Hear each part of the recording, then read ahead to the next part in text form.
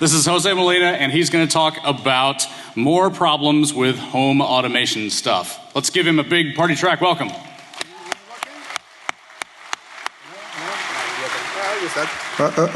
Perfect. Hi, everyone. It's nice to have so many people here. It's great. This is going to be a It's going to be a fun talk. So it's good that you are here. You can drink. You can have fun. This is the party track. All right. So I'm going to start with a question for you, and it's the following: if I were you to tell you that someone can control every appliance in your room, except the locks and maybe the thermostat, but everything else, like the TV, the lights, the blinds, everything else, will you stay at that room, or will you check out tonight? Not the locks. They cannot do you any physical harm, and they cannot steal your shit. But everything else is controlled by someone. Okay? So think about it. I will come back to this talk, to this question later. Okay? So who am I? I am a security consultant based in San Francisco. This part of the talk is brought to you by my mom that wanted the second last name to be said. So my name is Dr. Jesus Maria Molina Terriza. So I'm a Spanish guy. I'm from La Mancha, where the windmills are and all that stuff. My website is jesusmaria.com. My Twitter handle is @verifiedandtrust, and get me tequila, and I will give you more videos, which are more fun, these ones. All these videos I saw have plausible deniability, meaning that I can say that somebody else did it with the iPad. All right, so what did I do? You know, this is kind of the romantic side of security, where somebody goes to a place, sees something is broken and like tries to hack into it or something. This kind of these talks. I have 48 hours to do this because I was checking out.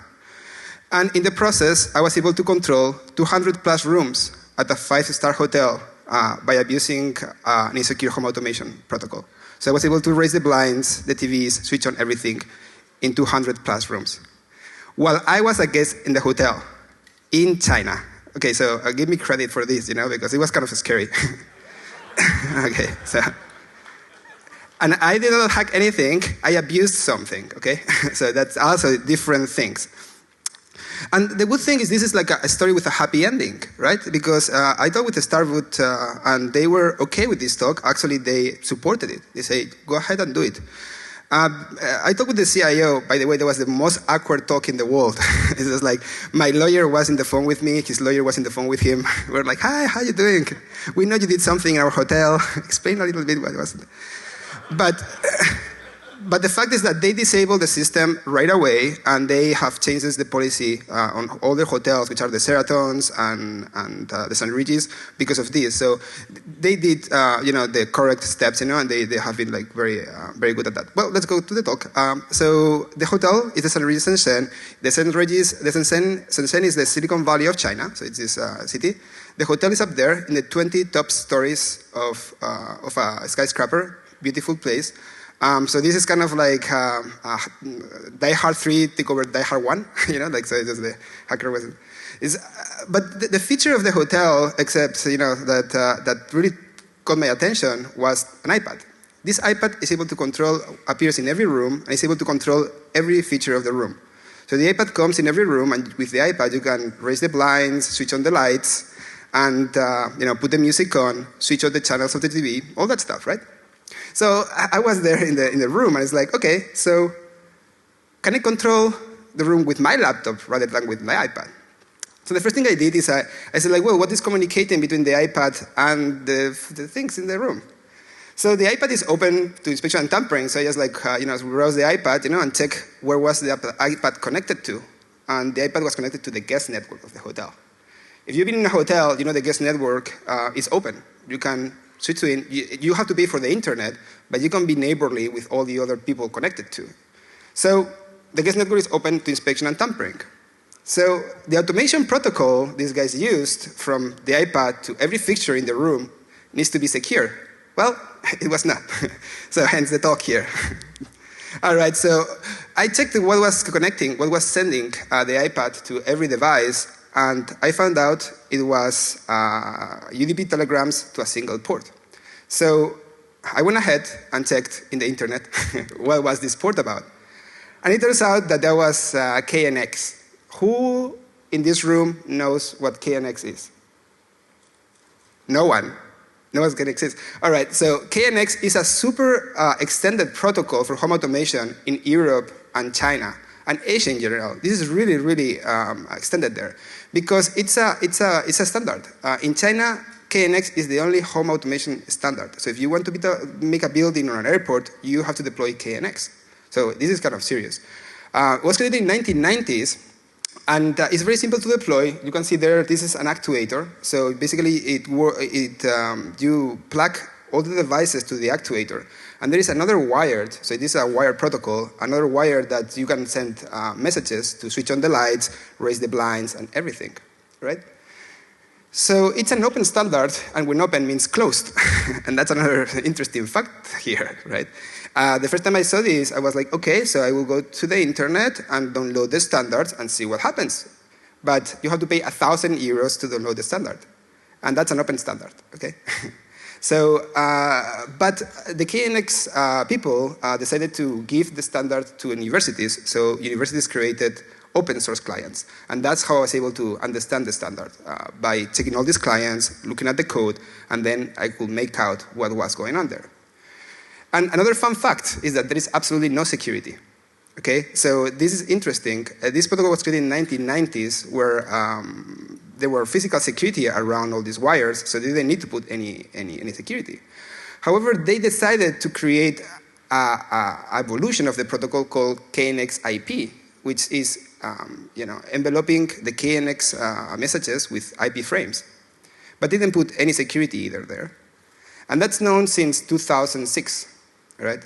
So 2006, there was a document saying, hey, there is no security, and these people say there was no security. But nobody did anything except 6 months ago, the KNX people sent a new protocol evolution, a new version of the protocol that has some security on it, or that they say, but I cannot download it, so I don't really know.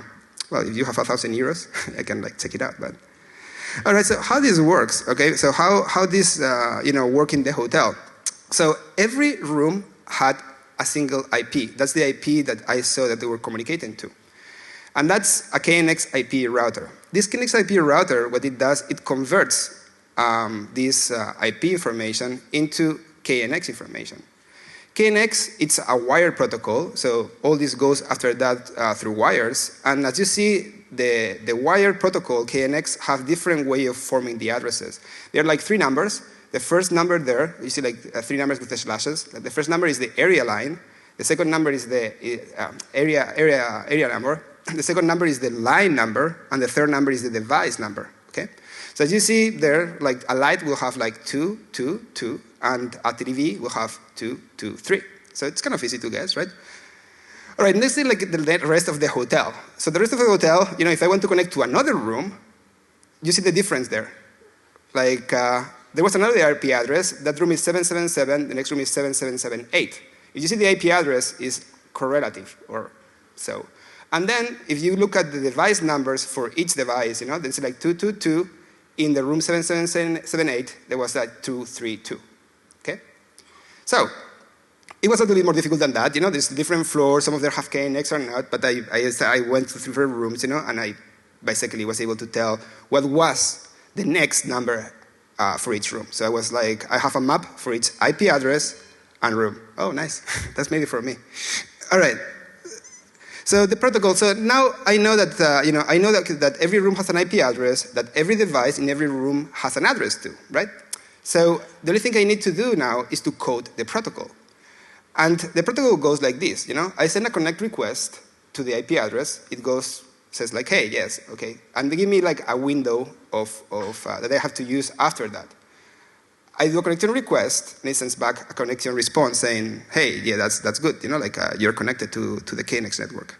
After this, I say a tunnel request. And after this moment, I can send anything I want to the KNX network, meaning that I can send anything to switch on the lights, and switch off the lights, open the blinds, close the blinds. This packet I sent internally is called the KEMI, and it's like what goes into the KNX network. At the end, I disconnect. I send a disconnect request, and then it says a disconnect response. So that's it. If I have the protocol to connect to the KNX network, I have the IP address for every room. and I have the address, KNX address, for every device, what can I do with it? Well, I can raise every blind of the hotel at will. So let's talk a little bit about what I'm sending in the wire to the Chemi, to that Chemi thing that I was talking about. So you see, it's really simple. It's like a UDP header, enveloping a Chemi frame. So all these numbers didn't make any sense to you, didn't make any sense to me in the 40 hours I was in the room. But after researching a little bit, I was able to understand, this is like part of the code of one of the open source clients I told you. This is not from the standard. This is like something I said there. And I saw this, that there's a lot of things there, but the only important things you have to see there is there's an address and an action. The address is the address of the device I want to switch on. The action is depending on the device, and that's typified in the only open document that KNX has, which is how do you use, what actions you do for each device. For example, a light bulb to switch on and off is 80 and 81. To raise the thermostat, which also is controlled by the room, there is like different stuff that you have to send. But it's still, it's typified, so you just like code it and that's it. All right, so the question is, can I switch, and that was kind of the quest here, can I switch a TV on every room? If you have been following the talk, and I hope you had, you have understood that if I can switch one light bulb, I can switch every device because I don't need the device numbers. I need the device numbers for my room. And if I can switch on the TV or switch on the blinds in my room, if I know the IP address of every room, then I can switch every TV on every room, okay? So if I saw you can switch one light bulb, means I can switch every TV. So I will show you exactly that. By the way, I was super caffeinated, so sorry about the looks. All right, so that's me. You look at the left, right there. See what's going on there? That's the first time I tried to do this.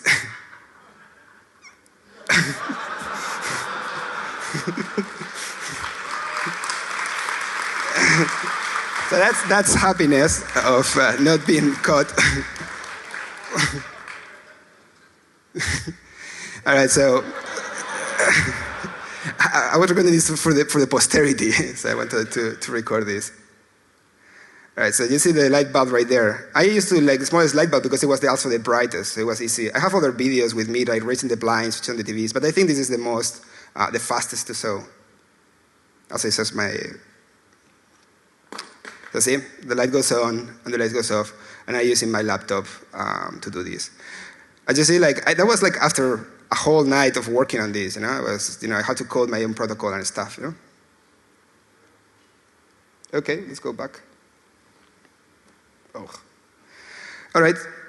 So we are in that, I need a program to send tunneling requests, which you can use EIBDE, which is a daemon. It's open source. You can download it right now, and you can start sending KNX frames in the wire. So it's very fast. The problem with the daemon, it was not, you cannot parallelize.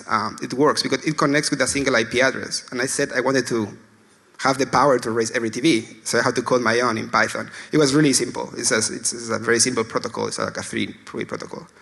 You need the KNX address of each device in the room. So what I did is I pressed the iPad, plop, plop, plop, and I automated the collection, and it will give me every address and every action of every device in the room. So I have this library of all these things. After this, I needed the IP address of each room and the KNX, the area, and the line. That required a little bit more complexity. So what I did is I changed rooms all the time. I would go call downstairs, hey, I don't like this room. Can you put me in another room? And I would be, okay. 2 hours later, hey, I don't like this room. It's too much light coming on. Can I change rooms? They were like, okay. And I was like, first, I cannot sleep in this room. Totally cannot. So at the end, they give me this room, which is the suite. And it's a beautiful duplex suite, has these beautiful floor-to-ceiling windows, but there is a problem with the suite, that because of what is done, there is no iPad. All right, I will continue. Are there any new speakers here? Raise your hand. Here. Hey, we got one.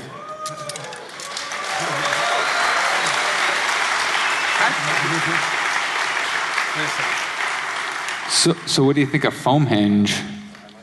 Right there, that foam hinge, right there, right there. Oh, foam hinge. Yeah, foam hinge. We ordered a full-size foam Stonehenge for you. Yeah, I know, you told me. Okay, You told me, it's great. Okay. I love it. All right. All right. Cheers. Cheers. Cheers. You don't get anything. Really? Come on. Hey, thanks. That was good, thank you very much. You have another one? Good luck continuing. All right, that was not tequila, by the way. It was some sort of very strong stuff. Anyway, so the problem with the suite was there was no iPad, so I could not continue my research there. So I had to call back and say, hey, I really don't like this room. You know, I don't like duplexes. It's not my thing. You know, it's just, you have to go upstairs to sleep.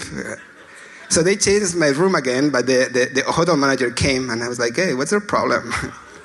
So, okay. And then I got this, again, I was in a hotel in China, so I was a little bit afraid of maybe they are seeing what I'm doing or something. Anyway, you're asking this question. It's like, well, Jesus, you told us that you can control every room, but how do you make sure you can control every room? So I created this heartbeat program where outside each room there was the do not disturb light. You see this like blue and red? So the do not disturb light sits outside the room. So I can go outside and see room 777, and I can see the heart beating. Room 778, and I will be heart beating. And if I have time, I will send you a video of that. But anyway, so that way I can tell whenever I press that button, I knew I had hacked that room. I could switch on the TV in that room. I can do anything in that room. So I did that for a couple of rooms. All right. Were there other devices connected? Maybe, but the problem is I tried sending random requests to random addresses were not used, and at some point somebody knocked at my door, and I got super scared. I was like, oh my God, they caught me. I'm ready to go to the Chinese jail. Take me with you. I did my best. But it was the laundry lady. I said, like, laundry? And then she went to the other room and the other room. So I guess I did something there. But this has not been confirmed by the hotel, so I'm not really sure. But I think I probably did something. So what does it mean? By the way, know the rainbow guy for the stoner people here. He lives next to me. Anyway, so for hotels, they need to update their security policies. They don't include things as home automation or smart TVs and things like this that we can take over because hotels serve in time all these devices. Is this policy in other hotels? The answer is yes, but I don't tell which ones until I don't talk with them directly. For the Internet of Things, we're playing a guerrilla war. Everybody deploys their own protocols, their own things. Nobody knows what they are deploying, and we have to give extra care when deploying automation protocols in certain spaces because they all think that you have some kind of cocoon around them, like a Wi-Fi key or something. What's the worst that could happen? Well, when they first asked me this question, I was like, well, I would have created one iPad, which controls every room of the hotel, and the guy in the room doesn't know. So I switch on the TV, and suddenly every TV in the hotel switches on. Or I can go with a magneto helmet, and say like, oh, humans died, and like, or put my arms up, and like, every blind will switch on, like all the TVs will start to flicker, and chaos will ensue. And that seems to be the worst thing that could happen. That's what I tell all the reporters. Yeah, I can go there and create chaos for hacktivism or whatever reason. But I don't think that's the worst thing that could happen now. I think the worst thing that could happen, and the question I asked before, is because of this. I asked you, if I can control your room, will you stay in that room tonight? And I don't know what your answer will have been. And probably the answer is like, yeah, what's the worst that could happen? That you switch on my TV? What you will say if it was Obama that asked you, hey, can I control your TV? If I go with important news to you, do you want me to control your TV? You just said to me that it's okay for you to stay at your hotel even if you can switch on your TV. Would you say no to a president saying, I will only switch your TV on if it's important news I need to tell you? You're going to say yes because it's the same thing.